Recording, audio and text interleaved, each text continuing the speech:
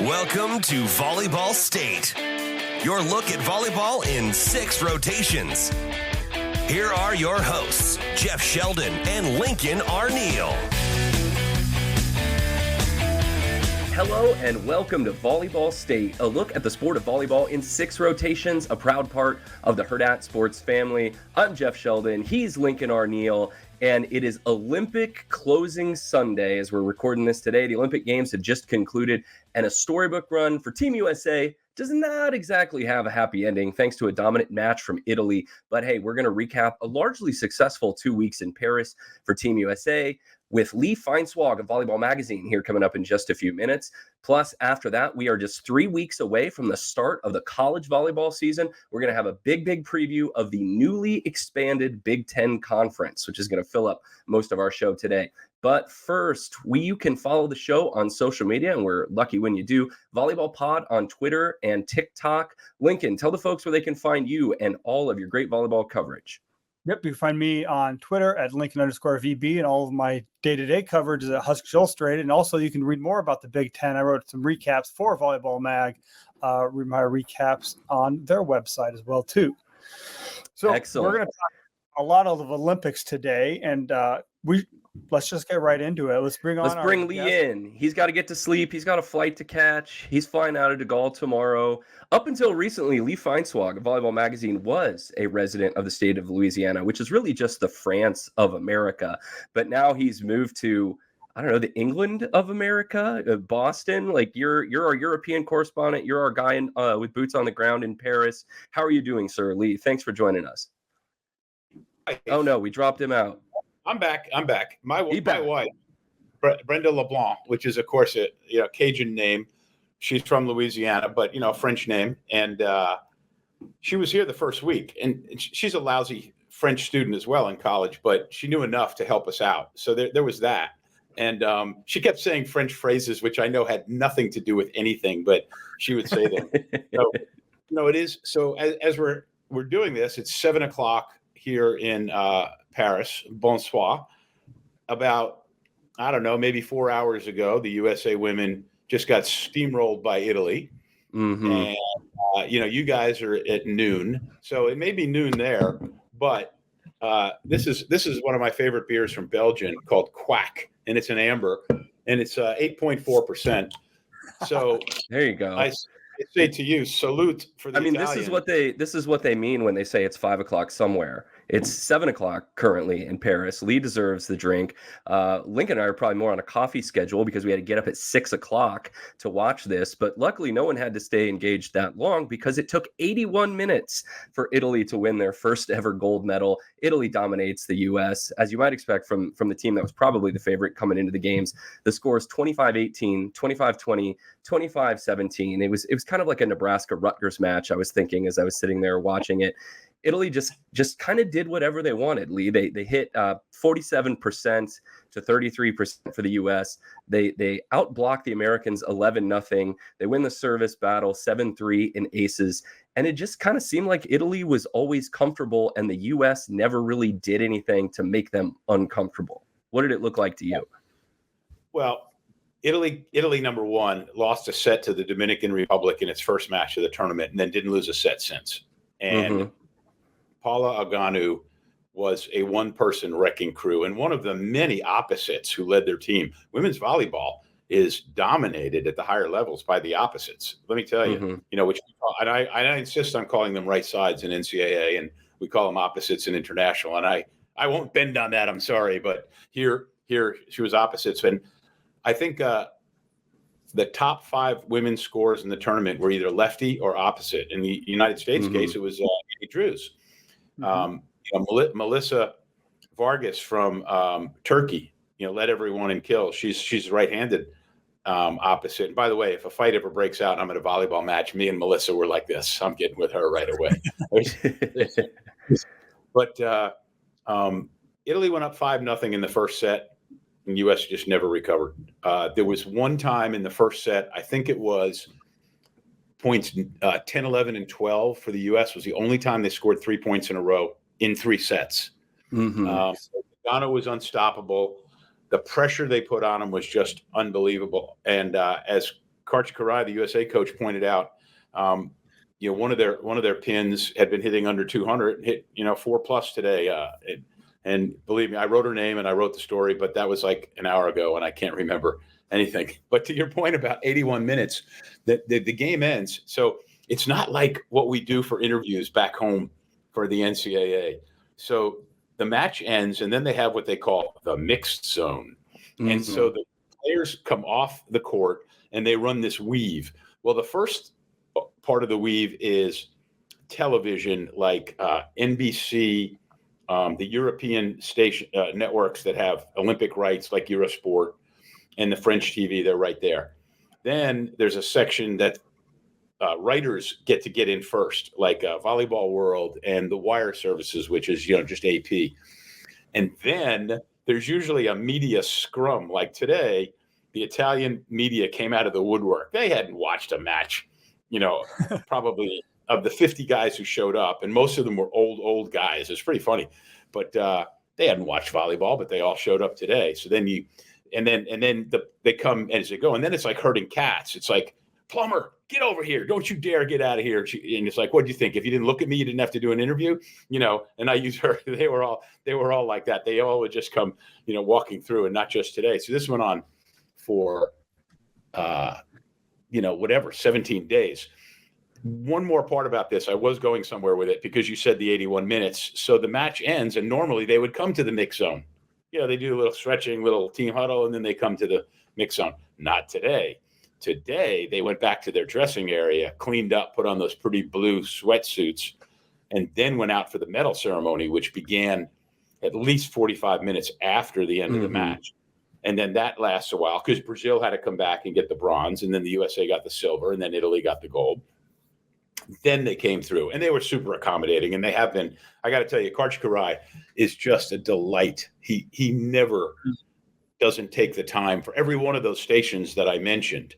He'll just and he'll answer every question, and he's just fantastic. And the girls were great too. I did talk to Jordan Larson, so I'll give you the Nebraska insight on this, which is she is not trying for 28. She has said she is done. And her direct quote. You could read my story at volleyballmag.com, but do it.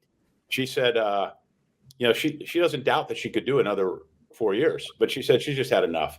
So she's excited to play Love, and she said she's more excited about getting back with the Huskers. She's been watching video, and she's ready to get to work. I think she really embraced that role as the assistant coach. And but to her credit, though, to be put in that situation, she got to start, and that lasted a set. And then throughout this tournament, here you got somebody who's 37, who's been the star, having to be a reserve. And her body language was always fantastic on the sideline. She was great. When called upon, she never had a bad rotation or a couple of rotations. Today she was good. She served, she hit, she played defense. She even got a block here and there. And good lesson for any kid who pays attention to her, but especially the team she's going to, the Huskers, which is, everybody who gets recruited by Nebraska was great. They didn't sit ever. They didn't get to come to Nebraska because they knew how to fill a role. They have to learn that. And if you look at your assistant coach, who was, regarded as one of the better players in the world, filling into a super sub role, well, lead by example, and she did.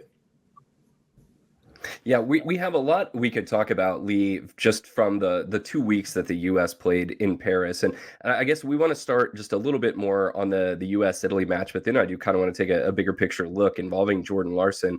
There's not a ton maybe that you can even say about like breaking down this match. Italy was in system all the time, it seemed like. When they weren't in system, they could still throw it up to Iganu or the 6'8" opposite that they could bring off the bench. And then Italy's block and defense was outstanding. I think the U.S. got roofed a couple times, Katherine Plumber a couple times late in game one. And then it seemed to get in the Americans' head. There was a lot of tipping. There was a lot of hitting wide. And to me, it looked kind of like the U.S. sort of knew in the early going that they needed to play a perfect match to beat this team. And when you feel like you have to do that, then the mistakes can compound and the other team can get on a little bit of a run. And it seemed like the U.S. knew that they had to play close to their peak and were maybe forcing things a little bit. Well, look, you got Avery Skinner, Haley Washington, Chiaka Agbagu, the two middles, and Katherine Plumber, all hitting negative. Okay, and I mean, Italy played a great match. There was nothing that the USA plays a perfect match today and probably still doesn't win. I didn't think Jordan Polter had a good setting game. The other Husker, Justine Wong-Orantes, best libero in the world, in my opinion, had a great match. And she needed to, because she was probably shell shocked by the time it was over. She's another delightful kid, by the way. She's the best. Always smiling. Whenever she would come to the mix zone, if you asked her to stop, she would always stop, give great quotes. She's just fabulous. But to your point, Jeff, there's nothing to talk about this match. There's nothing to break down. Italy just kicked the. They were way better, and they showed it today. We'll give you some more numbers to back up that. I mean, Italy outblocked United States 11-0, won the serving battle 7-3. Aganu, who we mentioned, had 18 kills, 4 blocks. Jordan Thompson, who was a super sub kind of early on, didn't start the match. Yeah, led the United States with 8 kills. Skinner had 7. Larson and Drews had 5. Wong-Orantes, you mentioned, 15 digs. Plumber was really ineffective. I think she was the most one that was kind of bottled up by the block. She had 2 kills on 16 attacks. So, I mean, and like with Dana Redke, she plays with all of them. They knew her. They had the advantage of being able to just, they had her pegged. But one of the big points for me on this is that they won silver. And if you look at it the other way, it's just really not fair. Sure, I can only imagine what our buddies at Volley Talk are writing about right now and how awful a coach Karch was to only get him to the silver medal. The silver medal, and with this group, I was in the Anaheim gym the second week of May. Annie Drews was on an exercise bike the whole week. Annie, you're in the Peloton?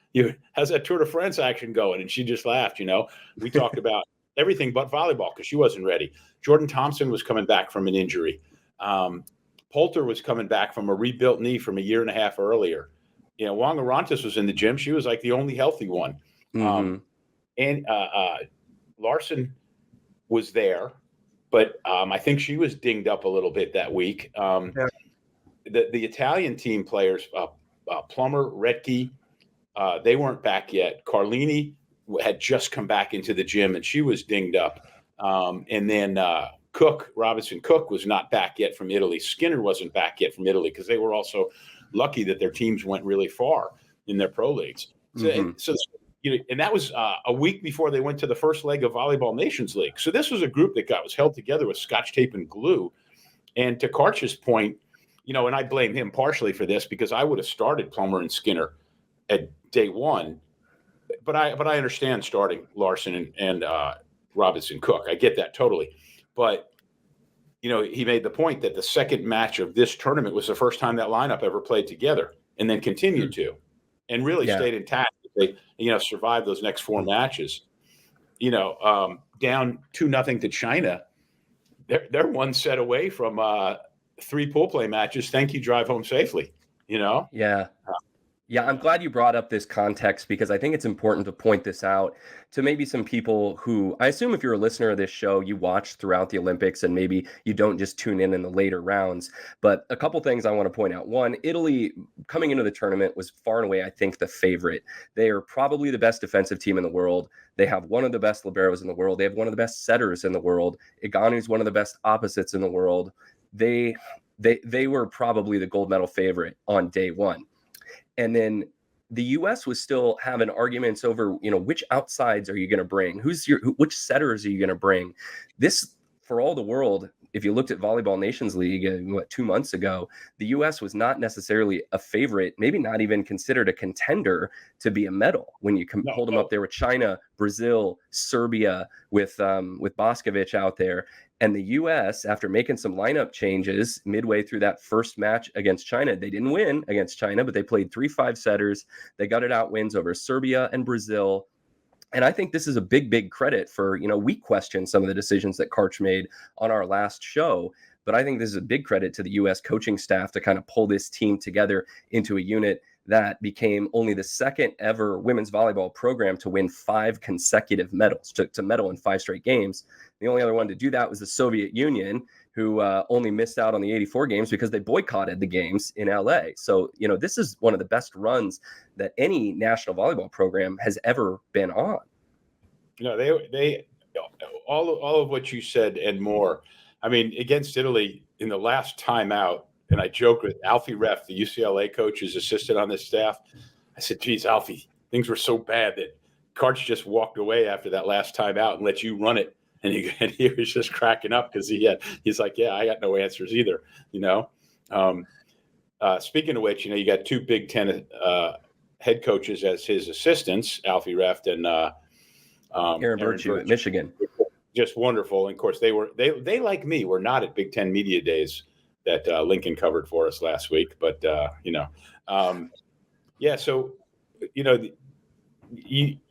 I'm glad you took what I said and not just for granted, it's and to a person, they say this, it's just hard. Look, I'm not being funny.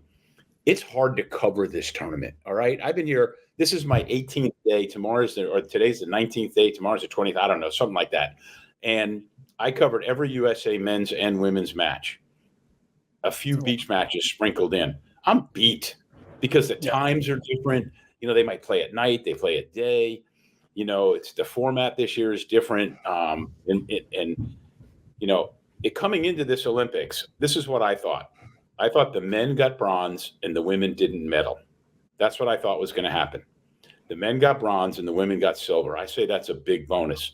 Now we got another whole set of problems on beach, okay? Because we thought for sure we're coming up with 1 or 2 medals on women's and beach, and maybe sneak one out in the men's. And we got a big problem with beach, but that's another story for the day.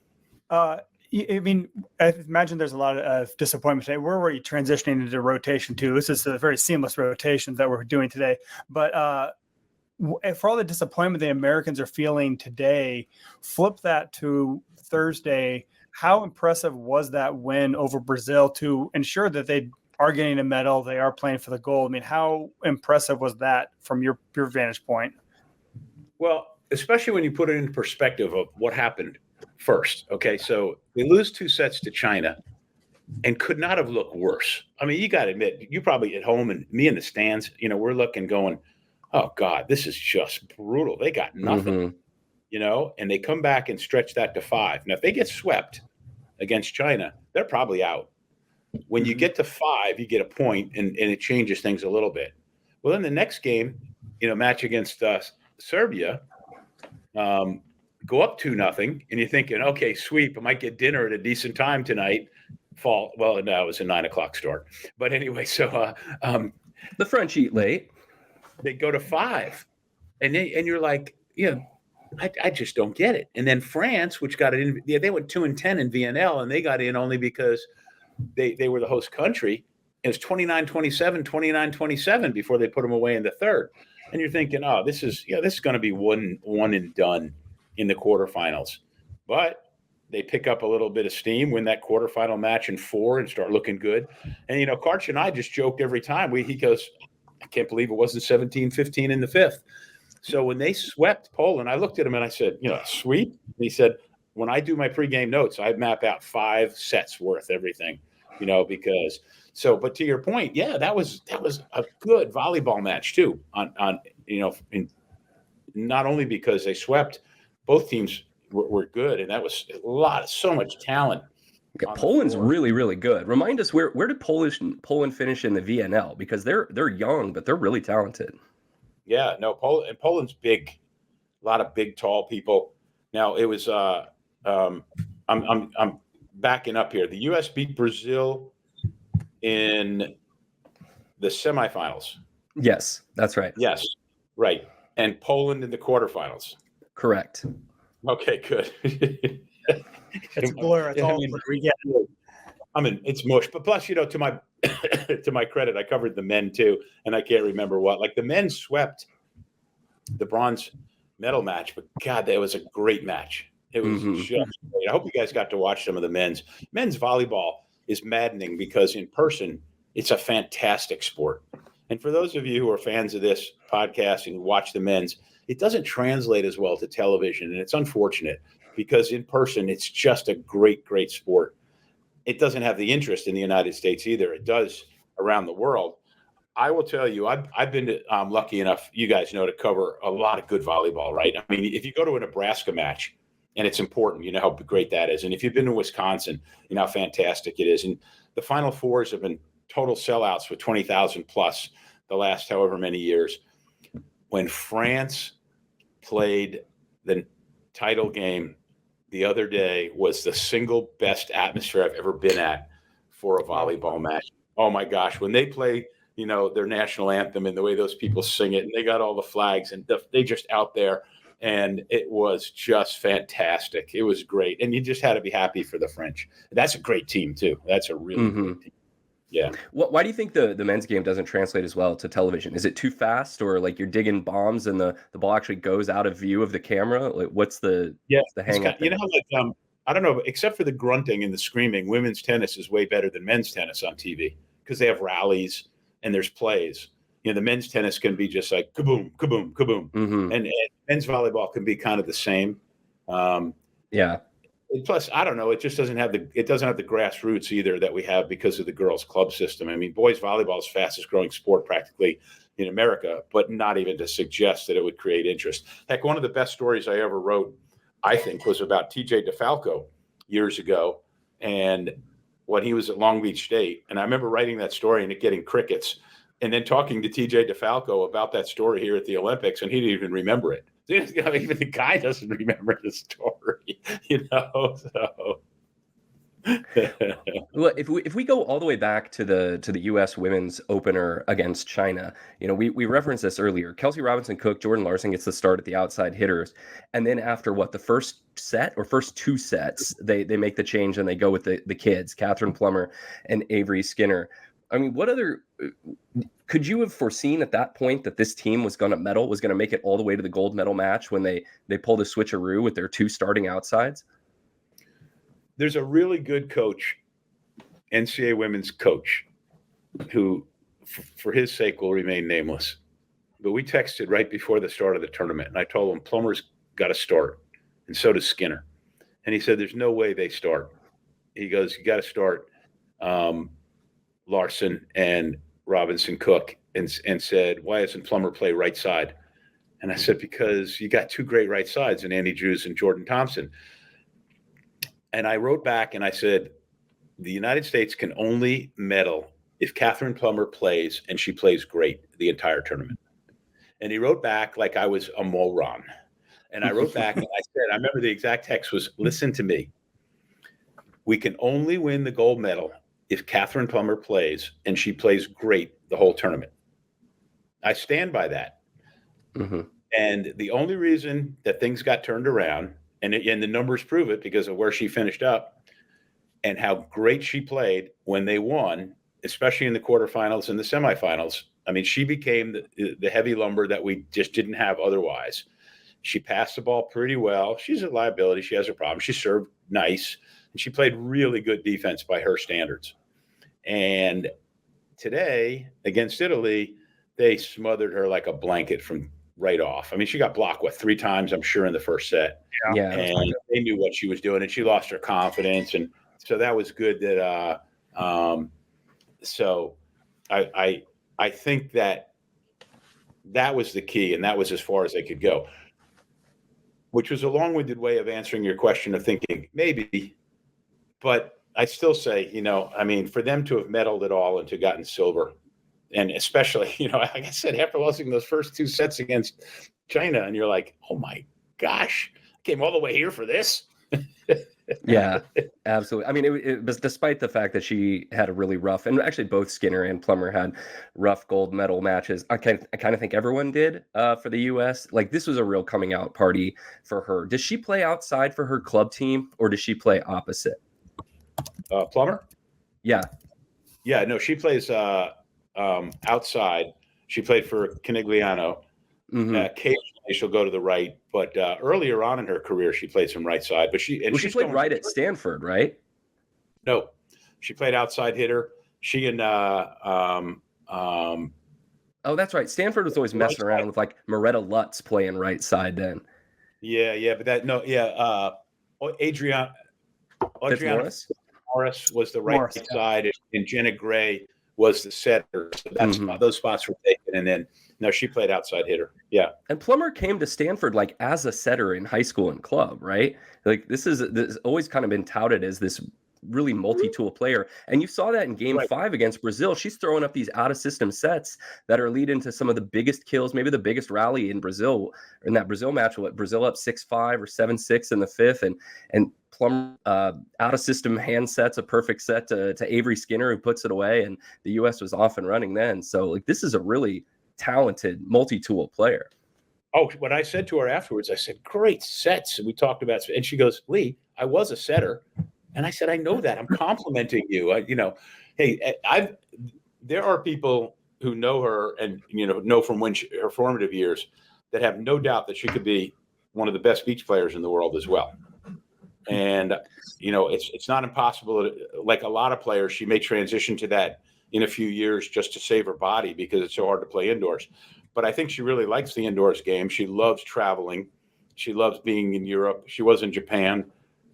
There's no way on the beach she can make the kind of money that she's making indoors. And in 3 weeks, she's getting married. Not like last Olympiad when we won the gold medal. 3 of them got married like within 3 weeks. Justine's getting married this fall too. Justine is getting married. Annie Drews, Jordan Larson, Kelsey Robinson Cook, Anna Stevenson Hall. She wasn't on that team, but they all got married right away. I may be, anyhow.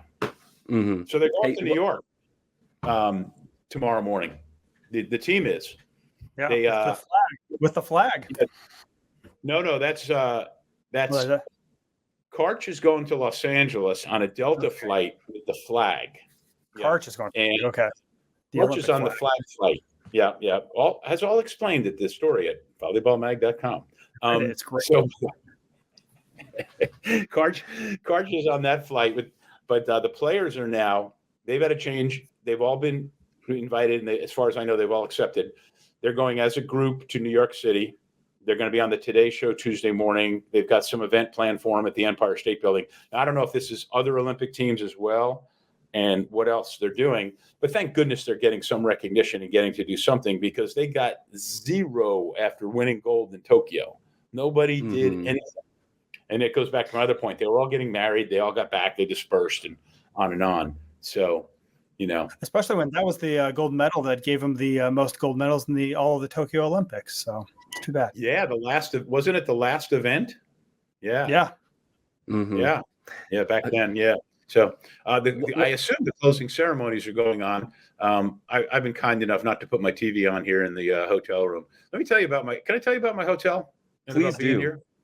Oh, so the way the system works is you apply for a media credential and first you get it. And you go through the USOPC, which in turn puts you through to the Paris people and you get your credential. At which point you can then get lodging, but you go through the organizing committee here, the Paris Olympic Committee. Well, I'm not exactly, the New York Times or the Washington Post, so they didn't offer me like the Ritz-Carlton by the Eiffel Tower. So, and I assume there is one. But I went through the list, and there was this area, and I don't know anything about Paris. I do now. I feel like I'm a pretty experienced Parisian. I've done my laundry twice in a laundromat, and I'm on first name basis with the wait staff at Le Globe Cafe, 50 yards away. But so I picked this hotel. It's called the Emerald, and it's in the 13th arrondissement. And I could not have been more fortunate. It's a 50-room boutique hotel in a neighborhood where there was no price gouging. There was no sign of the Olympics, except that like in the bars they have, in the restaurants, the TVs were on. And it was just fabulous. The only 2 people I heard speak English and who were American in the 3 weeks that I've been here was my wife with me the first week. She was also on a first name basis with the people at Le Globe Cafe. And I had a business lunch at Le Globe Cafe about 3 or 4 days ago. And it was the first time, in this area, it's been fantastic. And I was able to take a bus, a couple of stops to a tram, which is a train, and then hop this intercity train that's 20 minutes straight to the indoor volleyball venue, Paris Arena 1, which was very nice. and very, very convenient. But this area is fantastic. Borders right up against Chinatown. I've had pho 3 times. And there's a grocery store. If you go out my door to the left about 50 yards, there's a grocery store with cold beer. Did I mention Belgian quack? And right next door to the hotel is a boulangerie, which is really a fancy French deli because they just have pre-made sandwiches and desserts, and they all baked right in the store. Every day I would go over, get a sandwich, seal it up, put it in my backpack, take it with me to the volleyball because it was just great to have your own snack there and not pay for stadium food, so to speak. So it's been a fantastic time here, and luckily not in a tourist area at all. The metro system's been great. The buses can be dicey.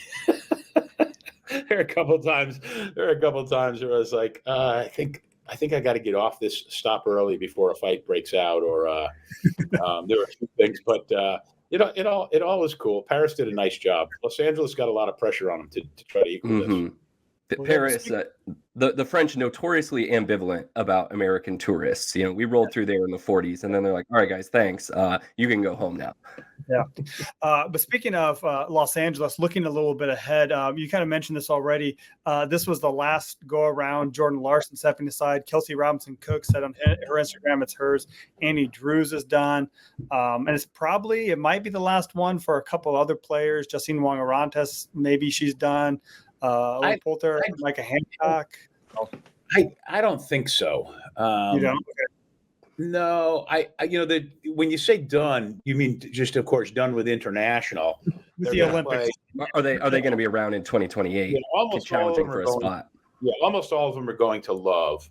I would imagine. Yeah, I know that Jordan Larson and Kelsey, 100%. They're done with international. Carlini's pretty nicked up. She is really, I think, looking forward to not playing the full European season. Love is six teams playing 16 matches. It's a pretty nice, easy season. Most of those kids have done really well financially and don't necessarily need the money. 3 of them are going back to Europe. Retke and Plumber, Dana Retke and Katherine Plumber are going to Italy. To Turkey. Where and Skinner's going to stay in Italy. Yeah. Justine is staying to play Love, right? So she's not going back to Germany. I can't. The other 10 are all going to Love. Yeah, the other 10 are going to Love. Including Micah Hancock and including Tama, who's going to coach in Salt Lake. But I would be surprised if they all didn't give it another run if they stay healthy. Like if Jordan Polter's knees, stay, if she's, heals up and she's able to take advantage of, what in theory could be an easier year for her. Justine is, like I said, she's as good as any libero in the world. It'd be a shame for her to not play. Morgan Hens probably wouldn't mind the opportunity to jump in there and be the USA libero. But I don't know. It wasn't. I didn't want to like, hey, what are you doing? Are you quitting? Are you staying? The only one I literally talked to about was Jordan because I knew she had a day job she had to get back to. Yeah, this is sort of the idle speculation part of the show, and as Lincoln mentioned, a few of those players, Drews, Cook, and Larson, have already come out and said, "Yeah, this is my last Olympic go around. We're taking some maybe semi-educated swings at who might be back or who might not be around in 2028." But part of that is sort of what the infrastructure looks like, what the coaching staff even looks like. Do we know if Karch is going to be offered the chance to come back for 2028? That would be his 3rd cycle. And usually in a national team program, you see a coach step down after 1 cycle. And so, maybe the biggest question in my mind is who's coaching this team in the lead up to 2028? I don't know if we have any educated guesses at that, as who the candidates could even be. Well, the first thing is Jamie Davis, the USA Volleyball CEO, leaves that job next month. Most importantly, he's going to become the CEO, same job of USA Water Polo. And I call it 6 degrees of Lee because I play water polo and I still play age group masters water polo. So I'm happy my guy from USA Volleyball is going to USA Water Polo. We even went to a match together to watch water polo during this tournament. The only time I got away. So there's that. who gets that job and how soon they announce it, it's a big hire. We got Los Angeles 2028 coming. It's not just any hire that, and we all know this. It's a big deal. It's a big deal in the volleyball world. And, I believe that it's down to 9 finalists, and they're being really diligent. A couple of big names I heard, but I don't know how they can afford to take the pay cut because it's $475,000 for that job. It's not a lot, in the grand scheme of things. Because when that job first came open, I said, somebody said, who gets that job? And I said, I'd like to see him go after an NFL general manager or a U.S. senator. I'm thinking like a Charlie Baker hire for the NCAA. And at $475, you're not going to lure anybody away from that job, from the kind of things I'm talking about to that. You're talking about the CEO job at this point, right? Not the coaching job, the CEO job? Right. So the next person who comes in for the CEO job will then in turn have to decide, does John Spirac come back for the men? And does John want to? And does Karch Kiraly come back for the women? And does he want to? Now, I got the impression for sure that Karch would like to, and that's just my impression. I asked him. He said, hey, and Jamie Davis was right there. I took a picture of the two of them together, and he said, he's retiring, new guy's coming in. We got to wait till the new person comes in and see if they want me. That I'm paraphrasing what he said. So,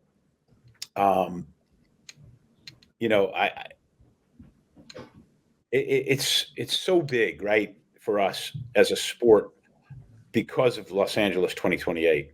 I mean, we've got to have a great volleyball presence, and there are probably however many NGBs out there going, we got to be really good for Los Angeles because it's here too. I mean, they're probably saying that in track and field and swimming and even, team handball and field hockey. But for us, it's volleyball, and we've got to be good with 6 teams in Los Angeles, men's and women's indoors, and 4 beach teams. We've got to do better on the beach. Oh my gosh. It's in Santa Monica, the birthplace of the sport, the home team. Oh God. That's, but so there's some great young players in the pipeline back to the U.S. women's side. Cause that's mostly our focus here. I mean, think of the outside hitters who didn't make it. Khalil Lanier from USC, Ali Franti from Penn State. They both could have been in there this year. They're both really good. Micah Hancock, who didn't make it this time, traded places with Lauren Carlini. She's a great setter. So it's, there's other really good setters, young good setters coming up. I would think Haley Washington and Chiaka Agbu and Dana Retke all want to come back. But, Anna Stevenson Hall, who played at Louisville, she was the 14th player they brought. She was here. She was their practice player, but she wasn't an official alternate. She doesn't get a medal. She didn't even get to stay in the village. I don't know. But so you've got really good young players out there. Let's just say you mentioned Justine Wong-Orantes not coming back. If she didn't, Morgan Hens is a pretty good libero. And, we're like, you remember how they used to call Penn State like linebacker U? That's America. We're libero U. We got so many of them. I mean, just think about how many great liberos we have in this country. Your country. I'm in France right now, so. So if who else would be in potential contention? Is it too early to say of some coaching candidates for 2028 if Karch decides that either he doesn't want another run at this or the new CEO of USA Volleyball decides, hey, we're going to go in a different direction after these last 2 cycles? Do you try to look for a sitting college coach, or do you just look for someone who's got some experience working internationally? It seems like Jadetti's bounced around to a couple countries. Or is there something different about kind of the USA culture that needs a certain fit? Well, you've got coaches coming through the pipeline who traditionally and annually work with youth teams. And to your point, like Dan Fisher from Pitt has been a very successful national team coach with high performance teams. Heather Olmstead from BYU, they've actually been a staff together. I'm just thinking of 2 right off the top of my head. There are others who have had experience in the gym, but like, Kevin Hambley, for example, the Stanford coach, when he was at Illinois, was in that pipeline, but then he got out. He felt that his family obligations were way too demanding and more important than being a USA volleyball coach. So, I wasn't thinking of the answer to that question, Jeff, so I'm not trying to duck it. So right off the top of my head, I would say Dan Fisher would be one if he were interested, because he's got the international experience now leading USA teams. Heather Olmstead again. I don't know that a sitting NCAA coach would want to do what Alfie Reft and Aaron Virtue have done. It's got to be really hard to do that. And what Sparrow does on the men's side is so hard. And he's made it work now for 3 Olympiads, which is amazing. And for those that don't know, real quick, John Sparrow, the USA men's coach, is also the head men's coach at UCLA. So he's doing double duty, college and national team. That's harder because there's spring season too, yeah. Yeah, and won back-to-back NCAA championships. He's got some good young players coming in the pipeline too, but not to the level that's going to get them past a bronze medal at this point. Because let me tell you, we got some good young kids who can jump and play well. When you're around some of those international men's teams, oh my gosh, these are linebackers, these are tight ends, these are LeBron Jameses playing volleyball. They're massive. We're a nice big team, but nothing like that. For sure. Yeah. Well, while we're doing idle speculation too, I mean, you mentioned 2 former Nebraska players are stepping down: Jordan Larson, Kelsey Robinson Cook. Justine Wong-Orantes could come back for another Olympics. Who do you think could be the next Nebraska player or alumni to perform at the Olympic level? Ooh. Whether it be 2028 or 2032. Justine doesn't count. We'll move next one after. Yeah. Okay, so looking at that team, like I remember watching last year and thinking to myself, not 28, but 32, when she actually puts on like 5 pounds, Harper Murray, because Harper Murray's got the goods. Harper Murray can jump. She's got a wicked arm. Yeah, she'd be in her late 20s by then. Yeah, she's skinny and she looks like she fell out of a bird's nest still. And of course, we have to hope that she's had a personal and volleyball epiphany over the course of the last 6 to 8 months. I hope that she's not giving up on herself, and that no one else, in college volleyball, Nebraska included, is giving up on her. But she's got to battle her way back. But she has the physicality to be able to do it. The one thing that, if you're going to play at this level, and on one of the pins or in the middle, you've got to be a beast. You got to be able to you've got to just jump really high, really fast, be really strong, and have a wicked arm. And you've got to play great defense and serve receive. She's got a long way to go in all those categories, but she's got a chance. The libero, Lexi Rodriguez, that's who I was thinking. She's not as good as Nebraska fans think she is. Oh, don't come at me, everybody, whatever. But she's really, really good. She's not God's chosen libero. She's just really, really good. But at this level, but she's really, really good. There are a couple other kids, like not Nebraska, but if by all indication, everything that I hear and everything that I've seen from watching the kid play, Charlie Furbinger could be the next great player. She's a freshman setter at Wisconsin. She's going to probably run a 5.1 as a freshman setter at Wisconsin. Think about that, right? That's you're getting in Carlini air there. Like I look at somebody like Sarah Franklin from Wisconsin.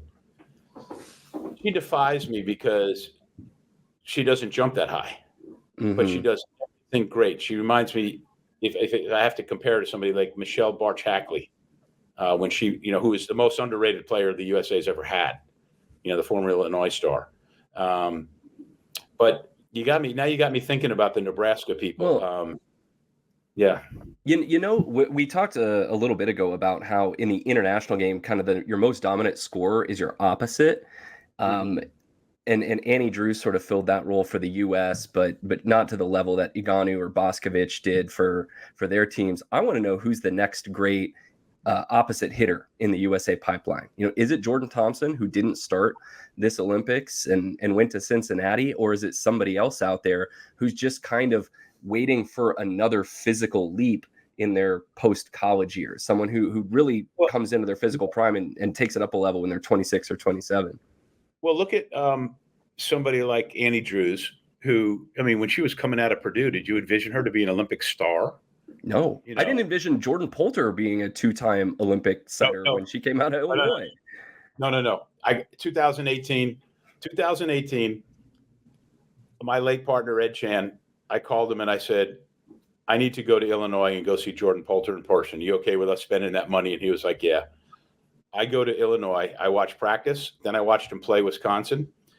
And I got back to the hotel that night, and I called my wife, who's a pretty good volleyball coach in her day, and I said, I have just seen the best college volleyball player I have ever seen. Jordan Polter is the best college volleyball player I still may have ever seen. That's how good she was. She was not only the best setter, she was probably the best blocker on the right side of anybody in the country that year. And she is fantastic. Now, if her body will allow her to play and keep going, I hope for all of us that it does. And also, too, like so many of the players on this team, Jordan Polter's the coolest person. She's like just so cool. She's like, you want to be friends with Jordan Polter. She's just so great. But to your point on the right side, the kid from Nebraska who came from Florida is really good. Yeah, Merritt Beeson. Yeah, but she doesn't impress me as having an arm to that degree, a really nice NCAA arm, but she's not a physical beast. But and then here's another thing to consider. A lot of our players now at that level may choose to play domestically. And over the course of the first few years of the start of these two pro leagues, Pro Volleyball Federation and Love, they may not prepare these kids as well as playing in Italy, Poland, Turkey. Avery Skinner, for example, has played in Italy now, and playing for Chieri, and it toughened her up and got her ready for this more so than had she, for example, not played for Chieri last year and played for Pro Volleyball Federation. Would she have even made the team? I don't know. Just saying that's theoretical. So you've got that to consider too. If Anna Schreck, who was here for the first week, by the way, to watch her buddies play. She's Canadian, but I would put her right up there if she had the opportunity. But I don't know. I'm not intimating in any way that she would apply for citizenship or anything like that. She didn't even get the call from the Canadian Olympic team, and I watched them play VNL, and I watched them just I'm trying to think of a tactful way how to say it. Vomit away an opportunity to be in the Olympics. And that wasn't what I was going to say, Lincoln. I had worse. Just a vomit. We're going to get censored. Hey, it's a podcast. I could probably drop it now. Anyway, so she's she could of course play middle. She plays right side. She's the benchmark right now, probably. I don't know Jeff. Who am I missing? And if it was an easy question, we probably would have thrown out some names. I don't know of anyone right now unless they move someone from the left to the right. But, I don't know who the next 6'5" can jump out of the gym, rocket arm player is. And maybe it's just players like Iganu and Boscovich are generational talents. And it's not fair to expect someone to measure up to that level. Maybe, the U.S. just needs to win a different way with balanced scoring and, the outside's putting down more kills and just a really balanced attack. I'm not sure. It doesn't have to be the same way that everyone else does it. Yeah. Well, consider it this way. Katherine Plumber moves to the right side for the U.S. and Khalil Lanier and or Ali Franti or both come in and move into that spot. For example, I'll tell you who we're forgetting all about is Maddie Skinner, Avery Skinner's little sister. I will put $20 on the table right now and tell you that we will have sisters on the 28 Olympic team in Los Angeles. Maddie Skinner is the real deal. And when I was in the gym in Anaheim that week I was talking about, and she was scrimmaging, she was there before she left because Texas was going on that European trip. It's been good to be Maddie Skinner. Then she came back to France to see her sister play. Maddie Skinner was scrimmaging with her sister on the same team, and it was so cool. She belongs. She can play right side. She can play left side. She can do anything. She's fabulously good. All right. Yeah. Lee Feinswog of Volleyball Magazine. You can read all of Lee's coverage of the Paris Olympics at volleyballmag.com. Did I get the website right? Anything specifically you want to plug? Know that I have to go back and finish packing. I have an early taxi in the morning, and I'm really looking forward to going home. It's been a wonderful Olympics. Yeah. I could not have traded the experience for anything on the volleyball side and from just being here in Paris. But 19 days is a really long time in the Amaral Hotel, and looking forward to going home. Absolutely. Safe travels, Lee. Go home, get yourself a burger or some, Cajun cooking if you can find some in Boston, and we'll talk to you again during the college season. I look forward to it, and I hope so. Thanks, guys.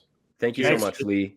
Lee Feinswog of Volleyball Magazine, our Paris correspondent, heading home after nearly 3 weeks in the City of Light. Hey, that was a pretty extensive breakdown of Team USA's past, present, and future. We want to move into rotation 4 right now, where Lincoln, I don't know how, when we were putting this together, I'm like, wait a minute, how many teams are in the Big Ten now? 18 teams in the Big Ten. We want to spend some time in this episode kind of giving a bit of a Big Ten preview, but with a giant caveat that because we talk about Nebraska so much, we're not going to talk about Nebraska on this show. We're going to save that for next week and a big old blow it out kind of season preview on the Huskers. We're going to have some fun things to talk about next week with Nebraska leading up to the red-white scrimmage. But right now, rotation 4, we're going to look at Big Ten title contenders. Lincoln, you were in Chicago for Big Ten Media Days a couple of weeks ago. Anything big jump out at you from what you learned over those couple of days in Chicago? I don't think any big takeaways. I mean, there's some themes we talked about a lot of just kind of welcoming the West Coast teams, how everyone's going to handle that travel. I mean, every single team will make one trip to either play Oregon, Washington, or the 2 LA schools. We talked a lot about that. We talked a lot about kind of the future of the NCAA. What does the future of the sport look like? How is it going to change with the proposed health settlement that'll move rosters up to 18 and everyone can be scholarshiped? So I don't know if there's a lot of giant takeaways or I learned a lot about this team. They're going to look out for them because it's kind of a get to know the finer details, get to know some personalities on the team. So it was a good time to talk to all 18 of them. We got asked questions too, and they went through the ringer, and they got to make content that you'll see from our friend Emily Eman drop on social media. So it was a good time to talk to them, and it was always a good Nebraska contingent that was there in person to go through the gauntlet. So here's what we're going to do. We're going to look at each of the other 17 Big Ten teams, and we're going to try to do this fairly quickly because we could spend 2 more hours talking about this mammoth conference. We're going to look at each of the teams, kind of give you one reason for optimism, one reason for worry, and one big question for each teams. And we've kind of divided them into tiers. Top tier, who we expect to be near the top of the league, middle tier, which is really big, and then kind of a bottom tier of teams. So Lincoln, you're going to start this one off for us. Yeah, for sure. So we kind of talked a little bit about them with Lee, but the number one contender and has been the number one battle opponent for Nebraska for the Big Ten crown is Wisconsin. Very well-known team that I think you've watched a lot of Big Ten volleyball. They're probably the other number one big attraction. But so reason for optimism for them, Sarah Franklin's back, National Player of the Year. Yes, she did have a slight ankle injury scare, but she's practicing again. They'll work her back into shape. So by the time the Big Ten season rolls around, she'll be at top form. And they just have a lot of firepower back as well, too. Devin Robinson's back, Anna Smrek, and just a lot of other options. Julio Orzel, she could play outside a hitter again after trying a season at libero. Orzel's been in school for like 9 years, it seems like. I think she's only a junior, so oh my goodness, probably all the switching around. Yeah, she's she bounces around back and forth, so I think that they have a lot of experience, Anna Smrek we talked about, so they're very well known, a lot of firepower. They've been running a 6-2, so the one worry maybe you have with Wisconsin is they're more than likely going to hand the reins over to the freshman, Charlie Furbringer, to be the setter. I did talk with Kelly Sheffield last week, and he did not rule out a 6-2. They got a transfer in from Montana, who's a graduate transfer, so a little bit more experience. But I think it's going to be Charlie, the freshman, handing the reins. And I mean, no big deal. Lee was pretty optimistic that they were going to run a 5-1 with her. She seems like the best thing since sliced bread, according to Lee. I think that's a safe one. I mean, her dad has been involved with the national team, and her dad's coaching the Madison Love team as well, too. So volleyball family. But the one thing is their opening couple weeks is a gauntlet. They open with Louisville in Louisville, and then they play Stanford and who else? They play who's the other team that they're playing the Fisher Forum?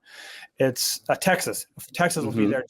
They open up with a gauntlet, which when you're breaking in a brand new setter in the collegiate game, that's just tough.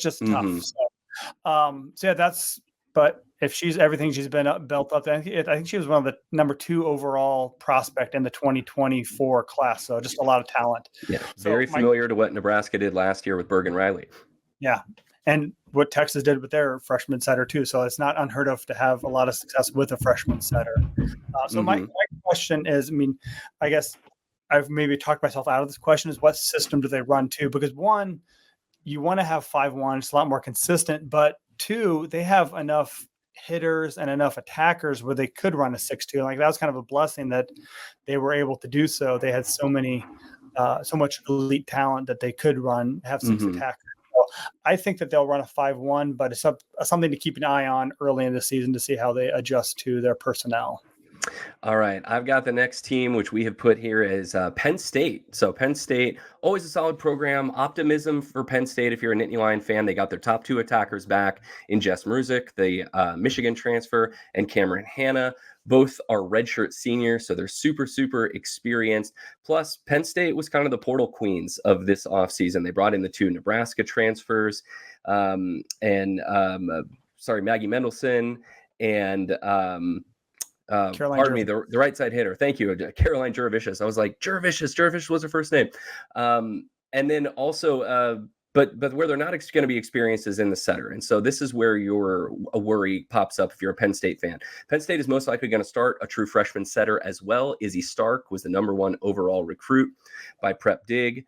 And so you're going to have a lot of experience on the pins. You're going to be inexperienced at your ball handling position. So the question that I have, if you're a Penn State fan, is kind of how you're going to fit these newcomers into the lineup.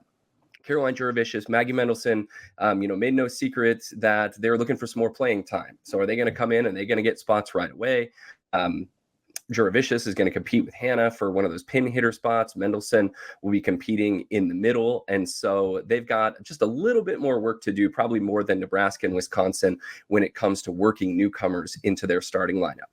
Yeah, and they also have Jordan Hopp, who transferred from Iowa State. She's an Alliance native, but she's a 5th-year middle blocker transfer as well, too. So another person who's wanting more playing time. So lots of questions there. So yeah, Penn State historically has not been the place you go to get guaranteed playing time. And they've got a lot of talent in that room, maybe not as much as Nebraska and Wisconsin, but Penn State, always a really tough place to play.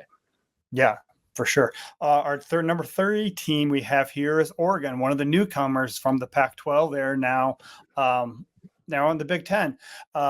Their one bright optimism note is Mimi Collier. She is going to be a junior outside hitter. She remains one of the best.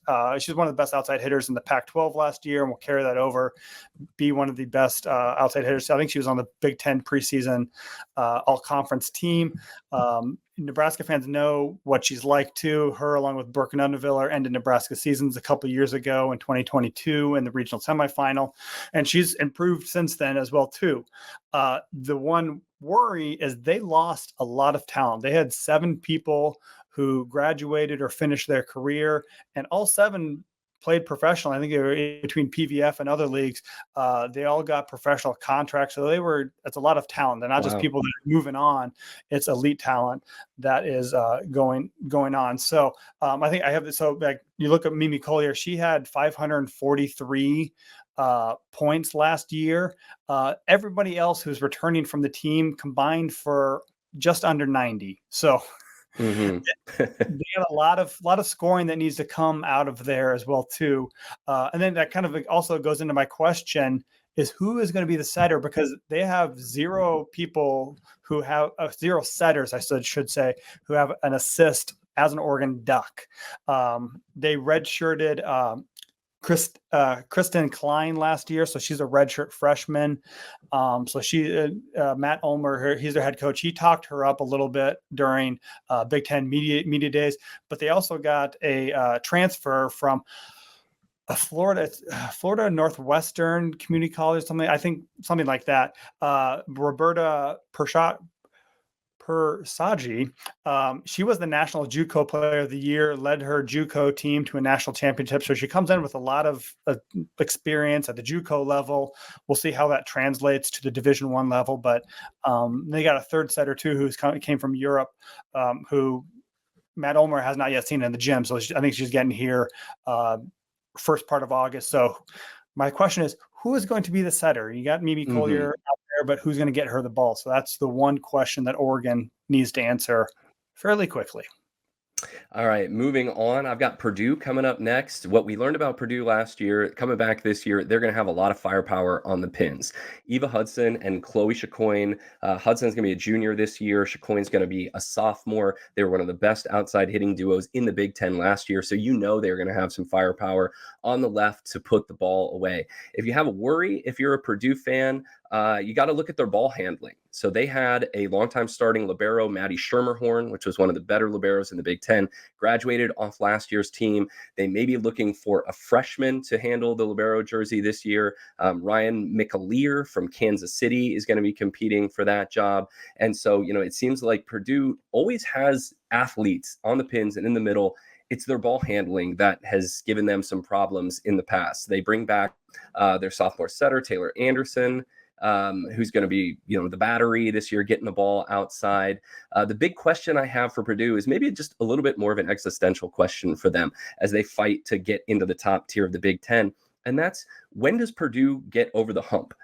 They're a team that can probably get out of the first round of the NCAA tournament. Maybe they can make a Sweet 16. When do they get to that Elite Eight? When do they challenge to make the Final Four? It wouldn't be far away from them in Louisville. If they made it this year, they'd have a lot of fans there. That's just kind of the next thing for Dave Shondel's crew, is they've got to prove to themselves that they can do it and get over the hump. And this conference just never gets any easier, especially at the top for them. For sure. The last team we have in our kind of our contenders tier is Minnesota. Minnesota had a little bit of a up and down year last year, but I think they still return a lot of it. Keegan Cook is back for year 2. So that's kind of my note of optimism, is that it's year 2 for Keegan Cook. He's adjusted to the Big Ten.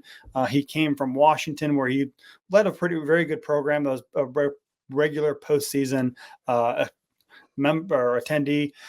So it also seemed like they figured things out late in the year. They were one of the hottest teams in November. So maybe it kind of took a while to get used to what the system that Keegan Cook implemented and just kind of what is all expected of them. Made a little postseason run, made the second weekend. So they were one of the more the surprise teams in late, but they were a bubble team, but made the tournament. So I think that's just a year of optimism. The optimism is figuring out what year 2 of Keegan Cook looks like. So, but I think one of the things you worry about then too is who is the outside hitter too after Taylor Landfair left them. She was a Big Ten Player of the Year in 22. They have McKenna Walker, who is a very highly touted prep prospect, who is from. She mentioned during the Big Ten media days that she get like a homecoming. She's from the Milwaukee area. They get to play in that Fifth Serve Forum tournament.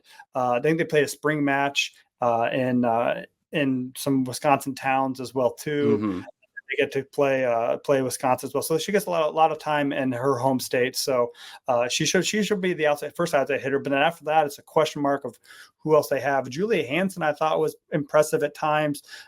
She appeared a few times in relief of Taylor Landfair when she was going through her struggles. So it's just kind of a question as well too. Minnesota also does have a slew of transfers coming in. A lot of them didn't play a lot last year. So that's kind of another worry, is how do they translate to getting more playing time? Are they Minnesota caliber, or did they kind of overshoot and cut some really good highlight tapes that can really elevate themselves too? So my one question, and this is what dogged, I think, Minnesota last year, is how does Melanie Schaffmaster hold up after struggling? Melanie, she's a big setter, 6'3", but just her knees gave her problems last year and just didn't have the mobility that she had in previous years too. And I think that as a result, Minnesota really struggled.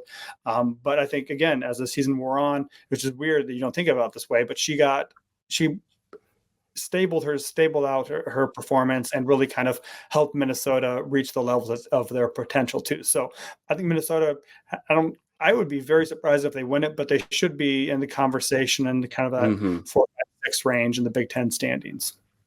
We'll move into rotation 5 right now, which is our middle tier, at least of our projections of the Big Ten. Another newcomer to the conference right now leads us off, USC. If you're optimistic about USC, you got to feel really good about their setter position. Tuaniga was on the USA junior team this summer. They got silver at the Norseca Final Six, lost in 5 to the Dominican Republic team, which ended up being the only team the entire Olympics to take a set off of Italy in their Olympic opener. So you've got a good setter there out in LA. If you got to worry, they're unproven at the pins position.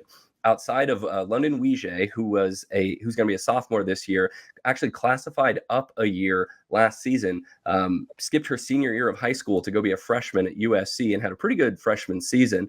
Allie Batenhorst, the Nebraska transfer, is probably going to be looking to be counted on to pick up some kills for USC. So it's going to be a little bit of an unproven spot on the pins for USC. If you've got a question, and you could do it this way for all of the newcomers in the conference, is how are you going to adjust to a travel schedule that takes you all over the country from where you're located out on the West Coast? USC, I don't believe, is going to be a program that flies charter for their volleyball program. They're going to have to be catching some flights. And I know the Big Ten is trying to balance out these schedules to make sure everyone can kind of come out there and not make them travel too much in a row. But that is going to be a physically demanding thing that all of the West Coast schools are going to be asked to do this year. And we'll see, how USC, UCLA, Washington, and Oregon kind of handles this after the first season in the Big Ten. Not to mention, too, they have 2 trips to the state of Nebraska because USC is playing at Creighton in early mid-September. Then they go home, play the last non-conference, and they start their conference season back in Lincoln. So homecoming for Allie Batenhorst, and then associate head coach Tyler Hildebrand's also on that team. So they get 2 trips to Nebraska fairly quickly to start the year. Absolutely. So I will next go up with UCLA, their counterpart in California. They're kind of a middle team. Alfie Red, who is the assistant coach for the U.S. women's national team, he was his first year, took over, and really kind of they struggled a little bit at times, but they made a push. They were kind of on one of those bubble teams who did not make the tournament. So I think one of the note of optimism is they return their starting setter Audrey Pack. She really I think really excelled as the year went on. They got a number of other great players. They got another they had 2 Dotsons on their team last year. It was very confusing, but Anna Dotson is back as a middle blocker. They have enough returners too. But when you come with the mid-tier and you get everyone back, you hope that everyone can take a step forward. Yeah. You're not just, hey, we had everyone back from a slightly above average team, so we're going to be another slightly above average team this year too. The one worry that it had for them, they went 3-7 at home last year too. Strangely enough, they didn't play any home non-conference games, so they were on the road. I mean, a couple of those were against, I think, maybe Long Beach State or somewhere in the greater LA area, so it wasn't a really long travel. But during the Pac-12, they went 3-7. They lost some matches that they probably should not have to some of the lower tier Pac-12 teams. So figuring out how to defend the home court. Pauley Pavilion's one of the great sporting venues, primarily known as a basketball court, but it's a good volleyball place too. So Can I jump in here with a question real quick, Lincoln? I apologize. This sort of covers USC and UCLA. One of the interesting things I want to see as these schools move into the Big Ten is in the Pac-12, it's not like you had a conference that was chock full of great home court advantages. I mean, Stanford doesn't put a ton of people in Maple. Washington State could be a little bit of a buzzsaw up at their small gym, but like USC, UCLA, Arizona State, these are not outstanding home court advantages. So it's not like you're ever playing in that hostile of an environment. I want to see how UCLA and USC handle going into the UW Fieldhouse or the Boiler Box at Purdue, let alone the Devaney Center. I mean, you know, playing at Penn State, traveling across 3 time zones, and then having the all white clad student body screaming at you. I wouldn't be surprised at all if these programs, USC and UCLA, really struggled with this, because that's going to be something nothing that they've ever really seen before. And I know that, you know, Oregon can provide a little bit of a home court advantage, but a lot of these Pac-12 schools play in these giant basketball arenas where you can hear like echoes and pin drops. And I don't know that they've really seen something like this for a while. Yeah, and those 2 LA schools will get a quick introduction to the Big Ten, because both of their first away Big Ten matches are in Lincoln at the Devaney Center too. So they will get introduced to that as well. One other speed of that, one note from the Big Ten media days, we did talk about Oregon is changing their home court. Gone are the trees, so it should be easier to watch on the streaming. So that's a good news. Yeah, absolutely. That can give you vertigo if you're looking at Matthew Knight Arena. Moving right along, I've got Indiana, as we're still in our middle tier of Big Ten teams. If you're optimistic about Indiana, they have a balanced returning group of attackers, and they have really excellent ball handlers. Their setter, Cameron Hayworth, and their libero, Ramsey Gary. Hayworth, I believe, was a freshman last year, and she's kind of one of the better unsung setters in the Big Ten. Ramsey Gary was a late substitution on one of those Team USA youth programs that played on a national team this summer. She's really, really good. And so if you can ball handle and you can set the ball, you can win some matches. And so that's what your optimistic part of Steve Aird's season for Indiana. If you're going to worry a little bit about the Hoosiers, they have a very tough first half of the Big Ten schedule. They have to go out west to start the year, playing Oregon and Washington. And, you know, if you're Indiana and you start those first 9 matches like 2-7, you know, you could get discouraged and you could let that carry over into the second half of conference play. So Indiana maybe has to steal a win or 2 in the first half of conference play just to give them some confidence and get some momentum going into the second half of the season. I don't really have a question about Indiana. You know, they're fairly experienced, but you just got to wonder if the talent's going to be there. Yeah, I think this goes, maybe it's just a Hoosier State type of question too, is are they ready to take the leap too? I mean, it's really hard to go from middle of the pack to an upper contender type team. And Indiana has they've slowly made their way up too. So my question would be, are they ready for making the leap? They may have caught some teams off guard. They finished a lot better than, they were one of the few teams that maybe surprised people last year with their caliber of talent that Steve Aird has been building up as well too. So I think that's kind of maybe the question is are they ready for prime time, or are they ready to really Can they make the tournament? That's the next step for Indiana. They were close to making it last year, I think. Can they make the tournament? And that's a success for Indiana volleyball. And I think, to go that, I mean, they have a tough non-conference schedule. They play Texas, but I think Texas is a good kind of maybe barometer. But the games that they need to win at the state of their program, they're playing a couple at Notre Dame or against Notre Dame.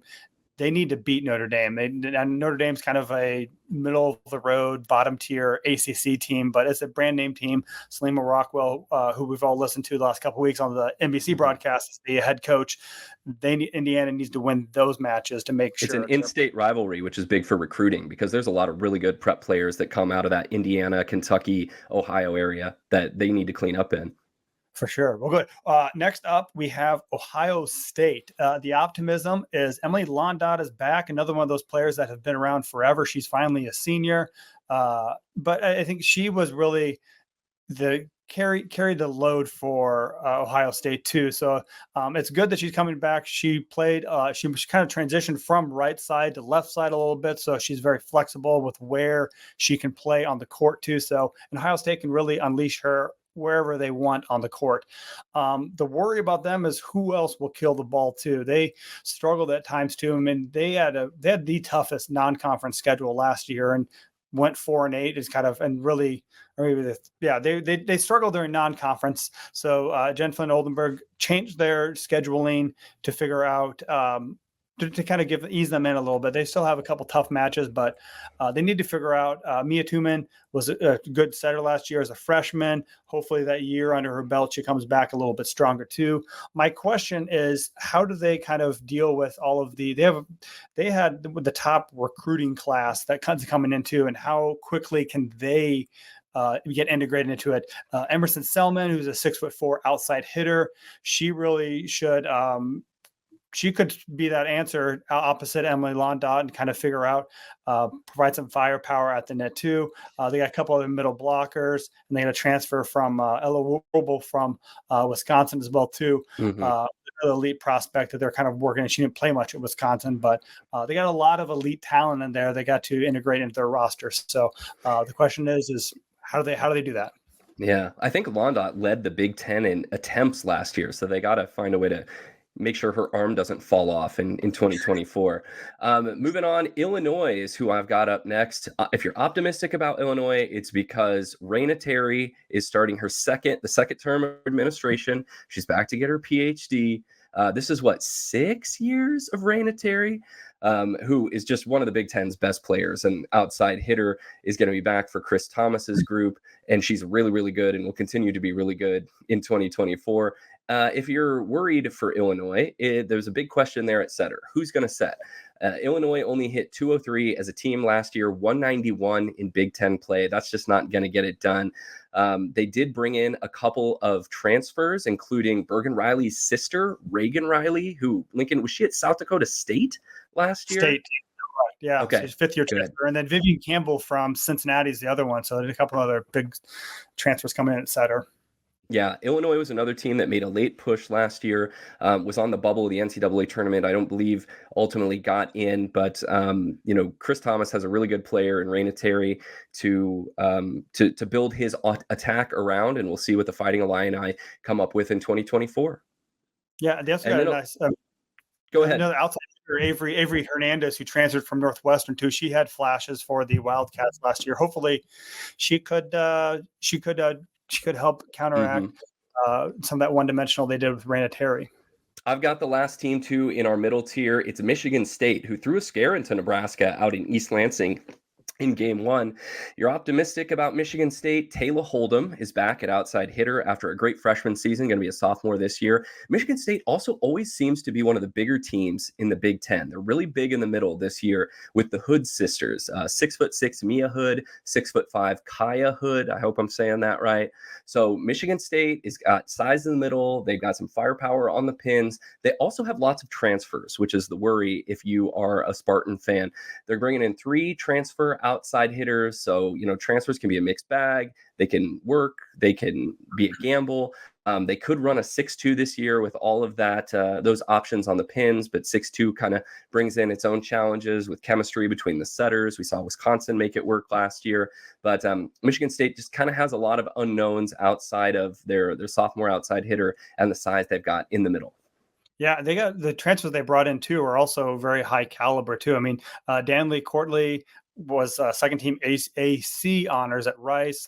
Taylor Preston from Oklahoma, she's one of their 2 representatives at Big Ten Media Days. She transferred in. And then they also have Ashaka Anderson who averaged more than 3 kills per set at Auburn too. So again, I wouldn't be surprised if they're running a 6-2 with all of the attackers that they have. Mm-hmm. All right, we're going to move quickly to our rotation 6 for our bottom tier teams that have a lot of room for improvement. Just kind of figuring out systems, and just kind of, again, trying to climb up in the Big Ten is a very hard task to do. We'll start with Washington. Washington's kind of I don't know if they're a surprise team. I debated whether to put Michigan State ahead or Washington, and they may be interchangeable a little bit. It's fluid at this point of the standings. Yes, for sure. So Washington, if you're optimistic about them, again, they return a lot of people. Maddie Ensley is back. She averaged more than 3 kills per set for them. So they have just a lot of potential too. And also, I mean, Leslie Gabriel, again, this is her second year as a coach. So you're hoping that she's kind of figuring things out, figuring out her program. She took over. She was a longtime assistant for Keegan Cook and several coaches before that as well. Jim McLaughlin before that. Yeah, she's been there since pretty much this entire century, I think, from her playing days to being a coach. So she's a longtime assistant. Finally get that chance at the number one chair. So hopefully things work out for her too.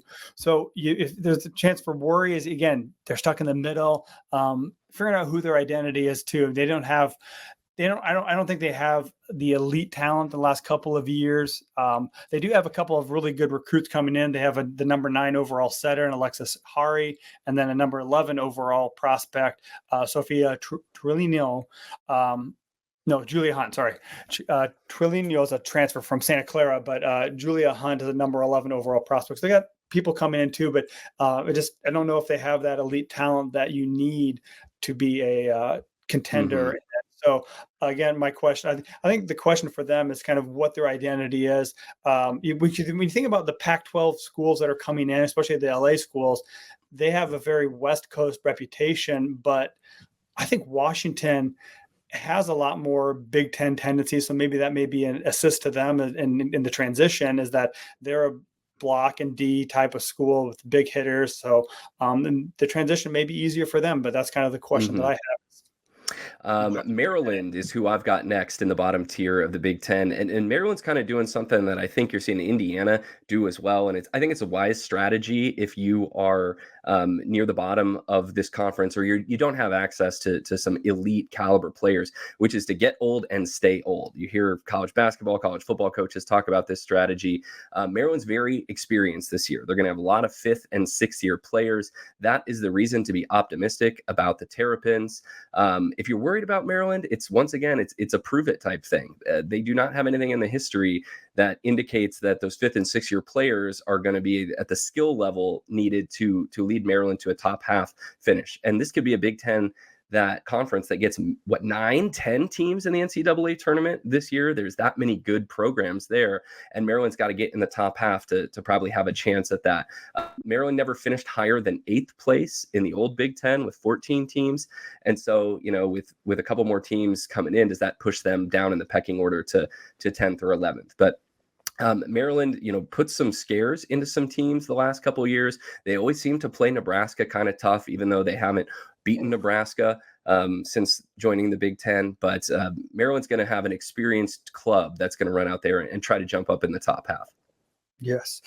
Michigan is another team that's kind of going through a identity rebuilding. Erin Virtue is in her second year as the head coach there. Then I think she's been heavily involved with the Team USA program for a while, so has a lot of good connections there. So maybe a note of optimism is they signed the 12th ranked recruiting class, which is pretty good for Michigan. They added 6 new players, including 4 in the top 100. Ellie White really headlines this group. She was the top prep player in Illinois. So hopefully the injection of talent. The worry is they're going to be quite young. And also they underachieved, I feel, a lot. They just didn't have, there were some matches where they really kind of performed over their heads, but they finished near the bottom of the Big Ten just kind of as they go through their transitional period. They lost a lot of talent after the coaching change. You mentioned all these players that transferred out. Justin Maruzic was at Michigan, but she's now not. So they're going to rebuild. So the question is figuring out their identity. Last year, they seemed to find a spark when they put Omaha Scott graduate Morgan Burke at setter. So will her development continue? And is she the right answer at setter for the Wolverines? So that's kind of the question I have is will Morgan Burke carry the load forward for the Wolverines? I will keep going right here to Northwestern.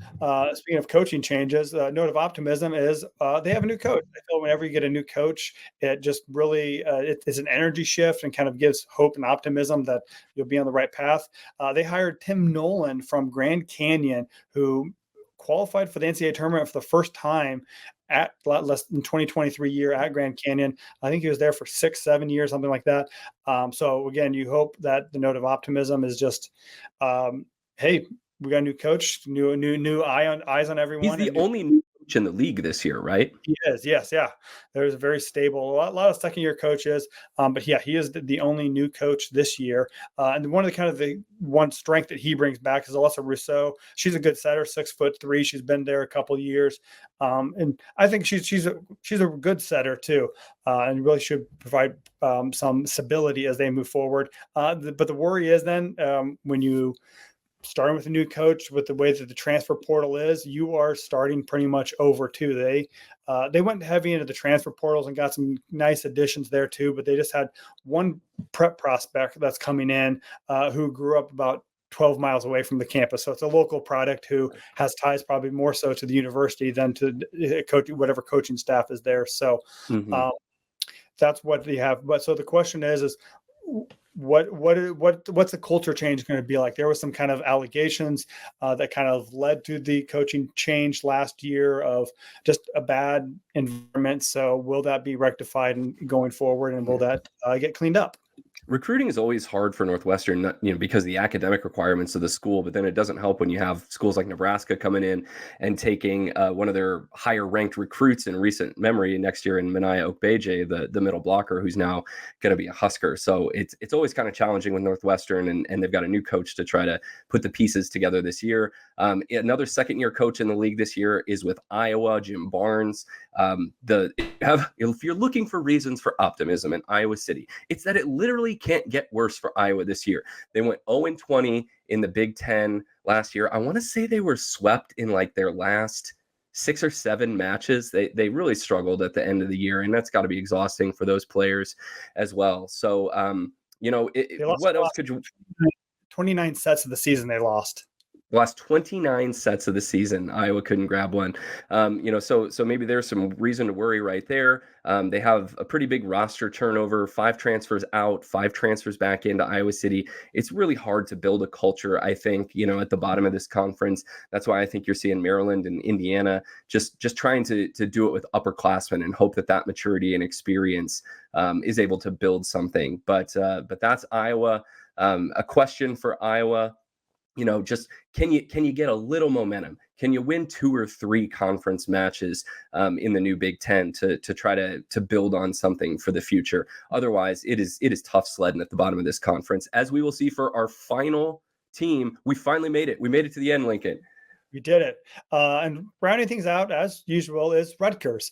I think the note of optimism is I have really been impressed by the job that Caitlin Schwanhofer head coach there has done over the last few years. It's been a very slow build. I mean, Rutgers is probably one of the hardest major jobs in the country.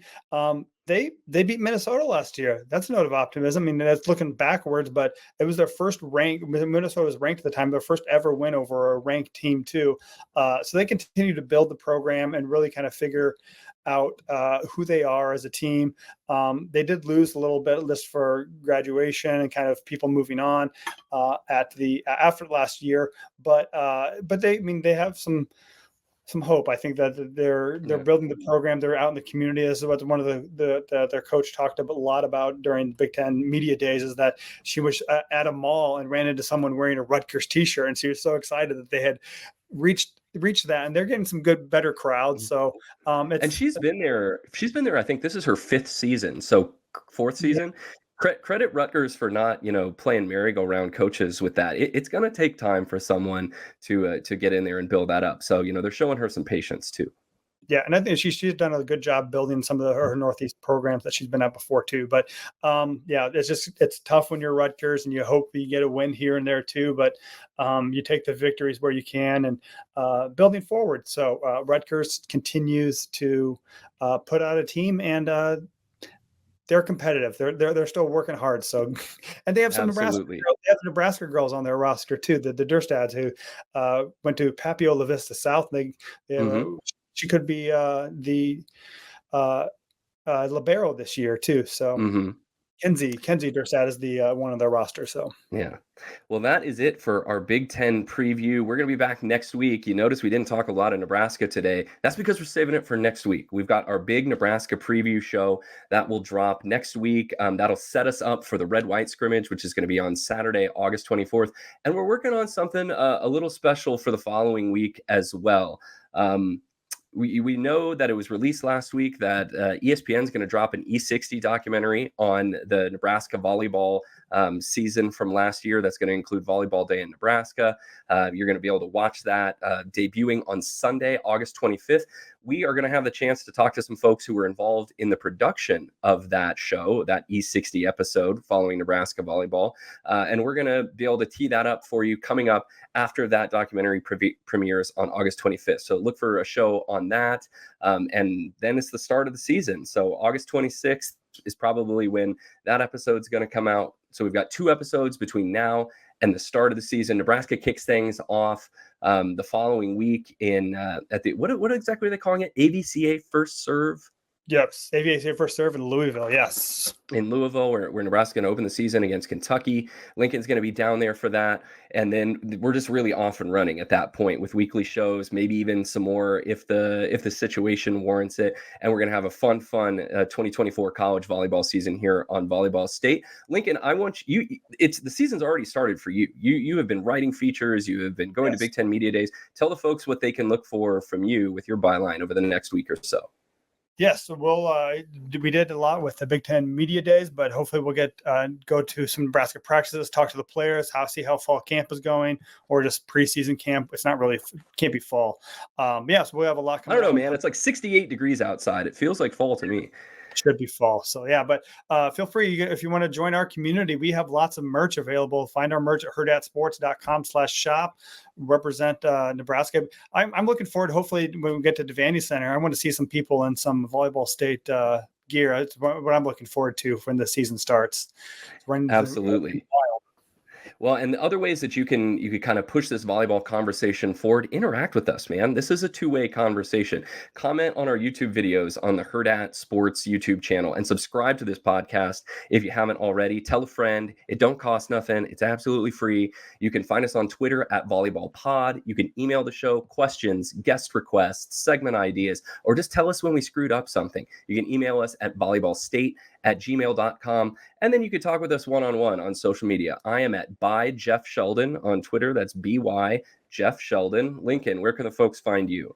They can follow me on Twitter at Lincoln_VB. So thanks again. Thanks to Kahm Broham, man, who's still on the boat producing this one too. Somehow he's never left that boat, and he's been on that boat for like 4 days.